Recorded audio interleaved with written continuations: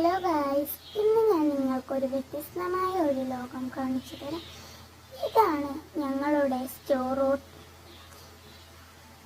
മുള കൊണ്ടുണ്ടാക്കിയ ലൈറ്റുകളാണ് ഇത്. എൻ്റെ മാമൻ്റെ കടയാണ്. എന്നാലും നോക്കിയോ, അവൻ്റെ ഓരോ ബുദ്ധിയിലെ ഓരോ ലൈറ്റും ഓരോ ഡിസൈനുകളിലാണ് ചെയ്തിട്ടുള്ളത്. ഇതിൻ്റെ കൂടുതൽ വീഡിയോ വേണമെങ്കിൽ നിങ്ങൾ പറയട്ടോ.